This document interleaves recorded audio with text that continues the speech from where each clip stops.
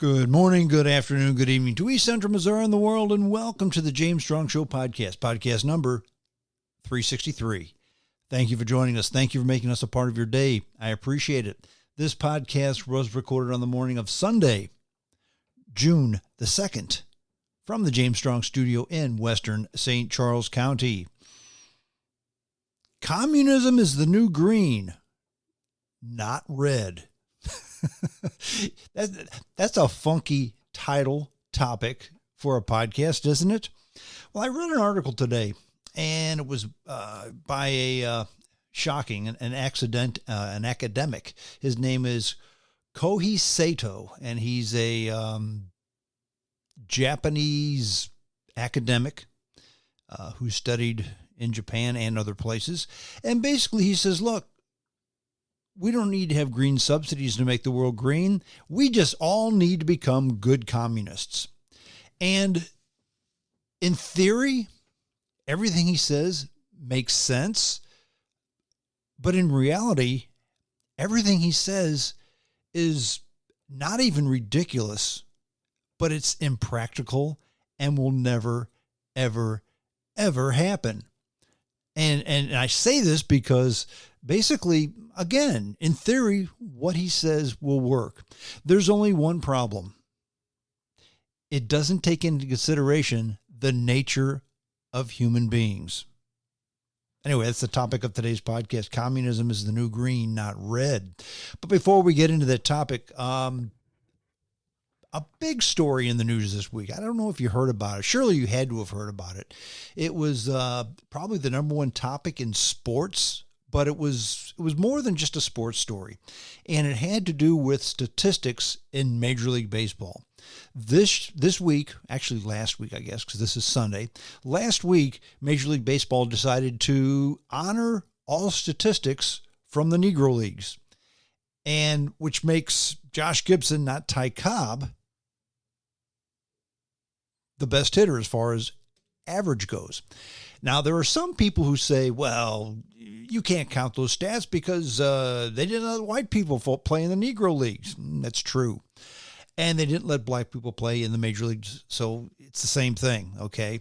You can also say, yeah, but the Negro Leagues didn't keep great stats. Well, they probably didn't.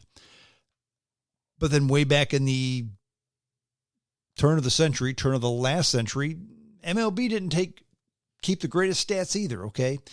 Bottom line is, I think this is a good thing. You can't say that Josh Gibson would have had the numbers that he had he played in Major League Baseball, because he wouldn't have. However, Ty Cobb would not have had the numbers that he had they allowed African Americans to play. And look at how Major League Baseball is now versus then. Forget about the fact that they had the white leagues and the black leagues. Look who's playing in Major League Baseball. White people, black people, Hispanics. I mean, I think there are more Hispanics in the major leagues than there are Americans, or at least close to as many. Okay. Then you have the international players, the players from Japan, the players from Korea, a handful from Europe. Major League Baseball really is the best baseball league now. Once upon a time, not so much. Now, the people I have absolutely no tolerance for are the ones saying, well, this happened far too late. It should have happened many years ago. And actually, that's probably true. But guess what? It didn't, but they did it now. And congratulations to Major League Baseball for doing so.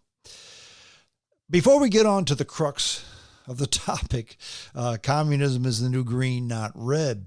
We talked about AI last week in the podcast, and why I thought that AI was not going to be the game changer that puts everybody out of a job, and the robots are going to run the world, and there's going to be no creative anything. That's just not going to happen, okay? And here's another reason why that's not going to happen. Now, this isn't AI per se, but it has to do with self-driving cars. I've said this before. To me, first of all, they already have self-driving cars where you just get into the vehicle, close your eyes, take a nap. It takes you to the place and you get off when you're there. It's called a train or a bus, okay? So they've had those for over 100 years, okay? So this is nothing new. What is new is you're the only passenger in the car. Here's the dirty little secret as to why self-driving cars will never work. I've said this before. I'll say it again. First of all, self-driving cars have about as much chance of working as, remember back in the 60s? No one was going to eat food anymore. They were just going to take a pill and it was going to eliminate food. Let's look at all the time you're going to save. You don't have to cook meals. You don't have to eat. There was only one problem. People love to eat. Look at the waistline of most people in most countries. People like to eat. They don't want to take a pill to save time so they don't have to eat, okay? That's not going to happen because people enjoy eating. Same thing with driving. For the most part, driving is fun. It is for me. I would never want a self-driving car. Driving is a whole lot of fun. It's enjoyable. Now, sitting in traffic isn't fun. Maybe driving for 12 hours isn't fun. That's why you have planes. That's why you have trains. That's why you have buses. If you don't want to drive that far, don't drive that far. Take a plane. Take a train. If it's just one person driving across country, it's cheaper if you take a plane. It's a lot cheaper and a whole lot more time. For instance, if you're in St. Louis and you want to go to Los Angeles for a vacation, round trip airfare is going to cost you about $300 into LAX. Okay, maybe let's say 400. That's high, but $400. Friends, you can't drive there and back for $400. Figure wear and tear on your car or you rent a car. Plus, it takes a minimum of 2, probably 3 days to get there. So in other words, 4 to 6 days of your vacation is going to be taken up driving a car. So it costs no less. And you're going to spend 2 to 6 days of your vacation driving and getting there. Why would you want to do that? But I digress. Here's the reason why, the main reason, the real reason, because you can say, well, Strong, you know what? I don't like to drive. I want a self-driving car. And you know what? There are people who feel that way. I don't think it's the majority of people, but it is some people. But here's the real reason why self-driving cars will never work. Dateline San Francisco. Tesla settled yet another case linking a passenger's death to an alleged vehicle design defect, records show. And the second time in less than 2 months that the automaker has avoided a jury trial just days before it was going to happen. And that had to do with a self-driving car. Now, the lawsuit, which was filed way back in 2019 and settled for an undisclosed amount, it's always an undisclosed amount, on Friday, alleged that a Tesla vehicle suddenly accelerated downhill in downtown Indianapolis and then burst into flames after it collided into a tree and adjacent parking structure. In the lawsuit, the plaintiffs argued that the 2015 Tesla Model S involved in the collision was defective because of the propensity of the vehicle to catch fire and the defective design of the door latch. So the self-driving car caught on fire, okay? In other words, anytime there's an accident, somebody's to blame. And if the individual's not driving the car, somebody else has to be to blame. So who was driving the car? The manufacturer. Now, the suit claims from a combination of alleged defects prevented the passenger, a Kevin McCarthy, from exiting the vehicle before succumbing to severe thermal injuries. The driver, who was intoxicated, by the way, according to court documents, also died as a result of the crash. So in response to the complaint, Tesla denied there were any issues with the vehicle or misuse or improper maintenance caused or contributed to the fatal crash. That's according to Tesla's response to the complaint. Okay. And this goes on and on and on. Bottom line is, a drunk guy got into a self-driving vehicle, had a crash, died, and successfully sued the auto manufacturer. Now, friends, if he were to get into a 2022 Chevrolet Malibu, drove drunk, ran into a tree, the car exploded and he died, that would have just been it. In fact, there would be some that would say that, well, maybe the gene pool was improved on that because you're a moron. You drove drunk. But instead, Tesla wrote a check for this. Now, I don't know what it was. Maybe it was $15. I don't think so. This thing's been going on since 2019, okay?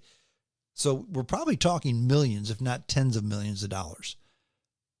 And this was a drunk guy who ran into a tree. Well, because he didn't, because he wasn't driving, okay? Can't drive drunk, that's against the law, but the car can drive for you, so you just do it that way, right? That, my friends, is why self-driving cars will never, ever, ever, ever, ever be on the road. Now, Tesla has said countless times, rightfully so, by the way, that self-driving cars are much safer than people driving cars themselves. And by the way, I think that's probably true, okay? And by safer, they mean, okay, if you have self-driving cars, 10 people a year are going to die. If you have people driving cars, 100 people are going to die. Looks like they're pretty good numbers, right? Okay, if somebody runs into me and kills my wife in a crash, I'm going to sue them, and I'll get money for it because it was their fault. If only 10 people a year sue because of a wrongful death because of a self-driving car, and they sue the car company, 10 people a year suing for hundreds of millions each time, it's going to eat up the profits. So friends, that's why the main reason why self-driving cars will never, ever happen, because they will not be economically feasible due to tort. Okay. And I really believe I'm right on this thing. I mean, I could be wrong on the first part, whereas people love to drive cars, so they're never going to have self-driving cars. Okay, maybe I'm right on that. Maybe I'm wrong. But as far as people never being able to make money off of it, that's how business works, folks. If a company can't make money, they're not going to provide that product or service. Okay, it's just not going to happen. And that is the segue into today's topic, today's essay for the show. Communism is the new green, not red. I'd never heard of this guy before. His name is Kohei Saito, okay? And there was a story in The Atlantic I read this week that was very interesting. He's a Japanese philosopher and academic, okay? When I hear that, I'm thinking, okay, the guy is a thinker. And it's good to have thinkers, okay? But he has an idea called Degrowth Communism. He's a Marxist. He studies, I don't know why they have this, but he studied Marxism at Wesleyan University, which is a school, I think, in Ohio, I want to say. But I don't know why a school would have anyone studying Marxism, but they do. But his idea of degrowth communism, it's a combination of two concepts that are contentious on their own. Degrowth holds that there will always be a correlation between economic input and carbon emissions. So the best way to fight climate change is for wealthy nations to cut back on consumption and reduce the material throughput that creates demand for energy and drives GNP. Translation, we all become good communists. Now, the degrowth movement has swelled in recent years, according to this article, particularly in Europe and in academic circles. Okay, I'm going to go ahead and interject throughout this whole essay. I found it interesting that it was brought up, but then The Atlantic has a lot of interesting articles. That's why I like to read The Atlantic. It's different. It's interesting. They don't think the way I do, which is why I like to read them, because if you're going to read everything just because you like it and you think that way, then you learn nothing, okay? But when they talk about this movement has swelled in recent years, why? It's probably doubled. Yeah, okay. Instead of 12 people in the world thinking it's a good idea, 24 of them do now. So it's doubled. So it's swelling. See how these people think? I made those numbers up, but you get the idea. Particularly in Europe. Okay, well, yeah, Europe used to have 12, or there used to be 12 people in the world. 24 in Europe used to be 3. Now it's 13. So it's more than doubled in Europe. See, that's how they give these numbers out. And Instead of finding carbon neutral ways to power our luxurious modern lifestyle, degrowth communism would require us to surrender some material comforts. Now, the leading proponent that's this guy, Kohei Saito, he says you impose a hard cap on total energy use, which would ratchet down every year. In other words, your country would only be allowed to use so much energy every year. And again, remember I said this can work in theory, but it can't because of the way people are. Okay, who provides the cap and who in the country says who can use the energy and who can't? Okay. Will John Kerry be taking public transport to his green meetings? No, I don't think so. He'll be in a private jet. So he'll use up mine, yours, and ours, our energy cap. Energy-intensive activities might be banned outright or just taxed to oblivion. In other words, no more things like hamburgers, because they're very labor-intensive. They come from cows, and the food has to be processed and shipped. No more SUVs, because they're not very fuel efficient at all. So I guess if you have more than one child, you can't take them anywhere. Your annual cross-country flight home for the holidays? Nope, no more of that. No more cross-country flights. In fact, you'd probably be prohibited from setting the thermostats too cold in the summer or too warm in the winter. And to keep frivolous spending down, the government might decide which products are wasteful and ban advertising for them. Slower growth would require less labor, so the government would shorten the work week to 4 days or 3 days, and then everybody's guaranteed a job. Remember I said that it would work in theory, but not in reality? This is a new kind of communism we're talking about, Saito says, and he tends to emphasize workers' cooperatives and generous social welfare policies rather than top-down Leninist state control of economies. He says he wants democratic change rather than revolution, though he's fuzzy on how you get people to vote for shrinkage. Okay? Now, this message has found an enthusiastic audience. Saito wrote a book in 2020 called Capital and the Anthroponents. I don't even know what that means. Sold 500,000 copies. I don't know this for a fact, but I bet you half of them were his students had to buy them for the class. That's how that stuff works sometimes. But I digress. He then took a job at the prestigious University of Tokyo and became a regular commenter on Japanese TV, one of the few far-left talking heads in a country's conservative media sphere. When The Atlantic met with him in April, he was touring the northeastern U.S. to promote a new English translation of the book. Okay, again, I'm going to interject. How did The Atlantic get with him? Well, he was touring the northeast U.S. So how did he get from the U.S. to, from Japan to the U.S.? I'm sure he probably took a rowboat, okay, because he's a green guy. And how did he get to these different book signing places and lecture halls? I'm sure he took rapid transit, or probably he walked, okay? I'm sure that's how he got there. Actually, that's not how he got there. He probably flew in a plane, maybe not private, but still a very wasteful plane. Remember, he said you can't take a plane cross country to see your family once a year, but he took a plane, the good communist took a plane from Japan to the U.S. to sell his book. See how ridiculous this becomes? Now, one day during his New York stint, The Atlantic visited we won't talk about this. This is about the Palestinians, but we don't need to get off onto that tangent. But Japan has worshipped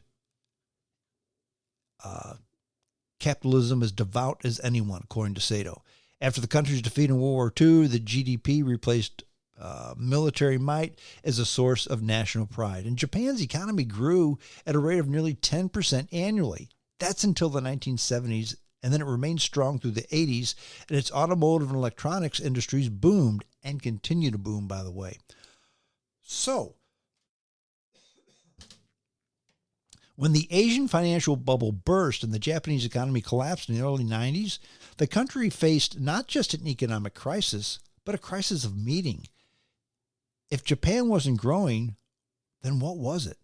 Now, Saito was born in 87, just before the crash. So he just knew stagnation times. He went to an all-boys private school.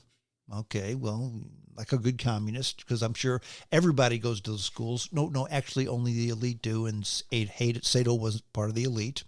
Actually, the 2011 earthquake and nuclear disaster at Fukushima pushed Saito to consider humanity's relationship with nature. Fukushima caused me to question whether technology and the increase of productive forces creates a better society, he said, and he decided that the answer was no. Saito moved to Berlin, got his PhD, then went to Humboldt University, where he studied Marx's view on ecology. In 2016, he published an academic book on Marx's Eco-Socialism, the English translation of which won prestigious awards for books in the Marxist tradition. Awards that nobody cares about. Okay. First of all, Marx never had anything called eco-socialism. This is something that was made up. Marx never talked about the ecology at all. He just talked about the people. Now, around that time, the idea of growth, which has been kicking around environmentalist circles for decades, was starting to gain steam in Europe. Saito started reading thinkers such as Tim Jackson, Georgios Kallis, and Kate Raxworth, all of whom argued that there are planetary boundaries that can't exceed without causing mayhem. Thinkers since Thomas Malthus have been talking about limits to humanity's expansion, sometimes with disturbing implications. But degrowthers identify the pursuit of GDP as the main culprit, arguing that it fails to account for all kinds of human flourishing. That's where they go ahead and bring up that great theologian, Greta Thunberg. She amplified the degrowth message further when she mocked capitalist society's fairy tales of eternal economic growth. Japan was ripe for a target of these ideas because, again, they had had lots of stagnation. Now, Saito saw an opening to connect degrowth with the Marxist ideas that he had been studying closely for many years. Degrowth on its own had bad branding, he told me. And when I say me, that's the guy from The Atlantic who interviewed him. In between bites of Beyond Burger at Tom's Restaurant in Morningside Heights. Now, there's a stereotype that you can't even make up. Mr. Saito doesn't eat meat. He eats Beyond Burger, okay? You can't make this stuff up, folks. Now, when the fellow who wrote the article for The Atlantic and Saito met, he said that Saito had traded his traditional blazer and clean-cut look for an oversized denim jacket and a boy band tussle. In other words, that's his hairdo. He had a disarming sense of humor. Okay, let me go back to the boy band tussle. Does that mean he went to a hairdresser and paid $100 for a fancy haircut? I don't know if it means that or not, but it kind of sounds like he did. Good communist, this Saito. But he's serious about the need to embrace degrowth communism. Saito argues, but not unreasonably, that degrowth is incomparable with capitalism. In fact, capitalism encourages individuals to act selfishly and grow their riches. Many people criticize neoliberalism, says Saito, but they don't criticize capitalism. So that's why we have ethical capitalism, sustainable capitalism, and green capitalism. Degrowth communism instead targets what Saito says is the root cause of our economic woes, capitalism itself. And rather than just symptoms, it prioritizes the public good over profit. Now, other degrowthers and Marxists have plenty of intellectual overlap.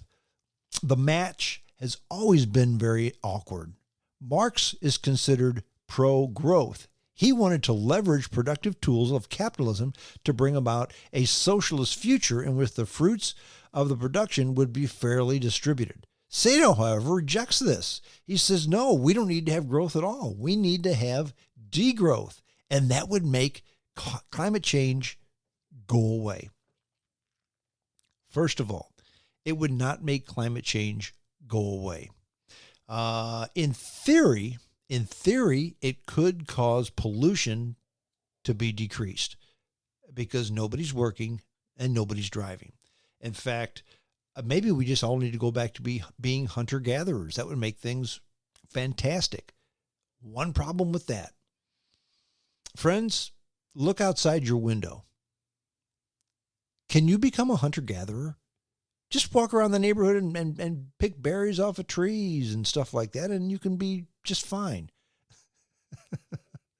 That works for about 0.1% of the population, because if you live in a city or a suburb or a small town, you cannot be a hunter-gatherer, okay? At the very least, you can be a farmer, which means you have cows that pollute with manure that pollutes, and then you take some of your meat and eat it. Some of it, you have it shipped off by a greenhouse gas vehicle to somebody else to pollute, okay? Now, on a superficial level, Saito puts a fresh, young face on old environmentalist ideas. He's very well spoken, he's self-deprecating, and he didn't have the off-putting self-seriousness of many ideologues. After years of ineffective stimulus and grind culture, Saito's ideas may have intrigued Japanese audiences into looking for the opposite of the status quo. On a recent Saturday, Saito sat on stage at the People's Forum. That's a community center in New York's Chelsea neighborhood. Again, how did he get there? Did he walk? No, he probably took a private car. That's along with 3 other panelists, a historian, a geographer, and a journalist from the New Republic. So, yeah, okay, they were well represented there, weren't they? It was a friendly crowd, but each of the panelists cast gentle doubt on Sato's pitch. The historian said he'd like to see more modeling of the impact of degrowth policies. The geographer wondered how a degrowth agenda would ever expand beyond small local experiments, and the journalist, Kate Arnoff, suggested that degrowth had a branding problem, at the very least. Now, Saito had just begun his U.S. tour, and he was already encountering more resistance than he had expected. One thing surprising about American culture is they're really anti-degrowth. Of course they are. They're not anti-degrowth. They're pro-growth. Because, folks, when the economy grows, things get better. Okay? Now, can the economy grow in a cleaner way? Of course it can. How do I know? Because it has. The number one country who has decreased their carbon footprint percentage-wise in the past 20 years, the United States of America. No one else comes even close to us. How did we do it? 2 ways. And there were very, very, very simple ways. Lots of different ways. But the 2 ways that were the biggest, the number one, believe it or not, is replacing incandescent light bulbs with fluorescent and then LED bulbs. That vastly reduced the amount of electricity used in this country. Number 2, replacing coal-fired electric furnaces with natural gas furnaces, or not electric furnaces, coal furnaces, power plants that make electricity. Replacing coal for natural gas, okay? Coal's dirty. It is dirty. It burns dirty. Natural gas, it doesn't burn totally clean, but it burns a ton more cleaner than coal. Those are the 2 main ways we've reduced our carbon footprint, okay? More than any other country, more than France, more than Germany, more than Japan, certainly more than China. China has increased theirs and can, by the way, according to the Paris Accords, they can continue, or not the Paris Accords, the, what is it? I can't even think of the name of the Green Forum. Maybe it is Paris. I forget. Helsinki. I don't know. Some country that's not the U.S. Yeah, they can continue to increase theirs for another 10 years if they want to, because they're a developing nation who has the second biggest economy in the world. But that's another story for another day. The United States has decreased its carbon footprint more than anybody from a percentage standpoint. And we have the strongest economy of anybody from a percentage standpoint. So we've reduced our carbon footprint and we've got the best economy. Why are we even talking about degrowth capitalism to help improve the ecology or to eliminate climate change? And by the way, I've said this before, climate change is not a fake thing. Greenhouse gases, I think scientists have proven that greenhouse gases and our carbon footprint does add to climate change. But other scientists, in fact, I won't say most, I'll say many scientists, maybe it's most, it's definitely many, say, you know what? The biggest factor for climate change is the sun. Sun gets stronger, it gets hotter. Sun gets weaker, it gets cooler. And there's nothing we can do about that. Now, again, we need to be cleaner. That's just common sense. Who wants to breathe dirty air? Absolutely nobody. Okay. But when you have guys like Kohei Saito, who just, they're academics, and they just say everybody just needs to use less. And we need to install quotas for everybody. You can do this and you can't do that. First of all, that'll never happen in most, if not all, Western countries, because most Western countries are democracies, or at least democratic republics or constitutional monarchies. In other words, they have something set up that says, look, the government can't do this because that gives the government too much power. Now, who could do this? China could do it. Russia could do it. Who else could do it? The Democratic Republic of the Congo could do it. North Korea could do it. Iran could do it. Saudi Arabia could do it. These are all not Marxists. These are all dictatorships who are ran by a guy. They could do it because their constitution is basically whatever I want to do, signed the guy in charge. But none of those countries will ever do it. So that's the problem with Mr. Sato's idea. The fact that it absolutely, positively can't work. All we have to do is get everybody to agree to take a cut and pay, give up their hamburgers, give up all but maybe one of their cars, maybe all of their cars. You can't go across the country to see your family, and then everything will be hunky-dory. Nobody's going to agree to that. Nobody. Mr. Saito is an academic, and academics are real good about doing things and talking about things that aren't realistic. Because most academics, friends, dear listeners, don't live in reality. They teach at a school where they can't get fired.